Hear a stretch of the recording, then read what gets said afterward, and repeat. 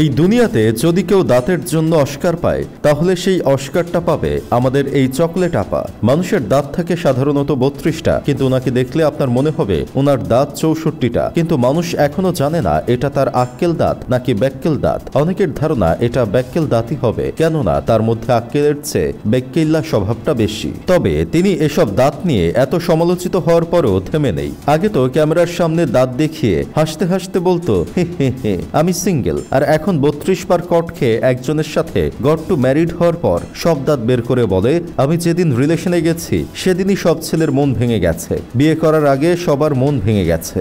দেখো বেক্কেল দাঁতের বোন, তুমি রিলেশনে যাওয়ার পর কারো মন ভাঙছে কিনা আমি জানি না, তবে তোমার দাঁত দেখলে আমার মন ঠিকই ভাঙে। আসলে যাদের রুচির দুর্ভিক্ষ চলছে তাদেরই মূলত তোমার রিলেশন আর বিয়ে দেখে মন ভেঙেছে। তোমার হাসি দেখলে আমি ভূতের ভয় পাই। ফেসবুকে যখন তুমি হি হি হি করতে থাকো সেই রাতটা আমার খুব ভয়ে কাটে, আমি ঘুমাতে পারি না, স্বপ্নে শুধু দাঁত দেখি। আমার মতো তো আরো অনেকেই আছে যারা এই সমস্যায় ভুগে শুধুমাত্র তোমার জন্য। তাই বলছি আমাদের মতো অসহায় ভীত মানুষদের জন্য হলেও তুমি এবার ক্যামেরার সামনে হিহি করে হাসা আর ইন্টারভিউ দেওয়া বন্ধ করে দাও। আমাদের এই ব্যাক্কেল আপার স্বামীকে দেখলাম এক সাংবাদিক ভাইয়ের ইন্টারভিউতে বলতেছে আমি তো ওর দাঁত বের করে করে মাঝে মাঝে দেখি, ভাল লাগে তাকিয়ে থাকি, আহা কত ভালোবাসা। একবার খেয়াল করে দেখছেন? এজন্যই মানুষ বলে হয়তো তুমি কারো কাছে ডাল ভাত আবার কারো কাছে বিরিয়ানি। তাই হতাশ না হয়ে আশায় থাকেন, কারণ ব্যাক্কেল আপার মতো মেয়ে যদি জীবন সঙ্গী পায় তাহলে আপনিও একজন না একজনকে পাবেন যা আপনার দুর্বলতাকে ভালোবাসবে। তবে ব্যাক্কেল আপার জামাইকে শুধু একটা কথাই বলবো, তোমার বইয়ের দাঁত দেখতে যদি তোমার এতই ভালো লাগে তাহলে তুমি বাসায় গিয়ে দেখো,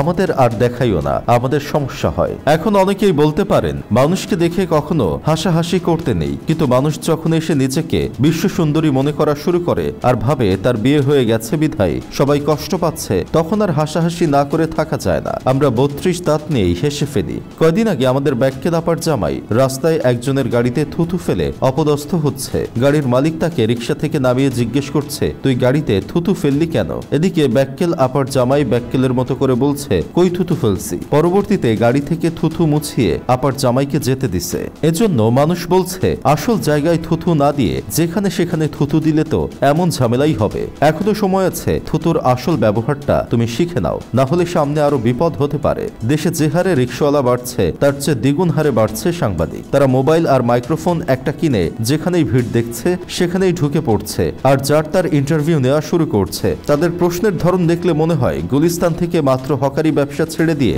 এই ভিউ ব্যবসা করার জন্য মোবাইল আর মাইক্রোফোন নিয়ে মাঠে নেমে পড়ছে। এই যে মিস চকলেট নামক ব্যাক্কেল আপাকে দেখলাম, এক সাংবাদিক প্রশ্ন করতেছে তোমার কতগুলো বেবি নেওয়ার ইচ্ছা? এখন আপনিই বলেন এগুলো সাংবাদিকতা নাকি হকারগিরিতা?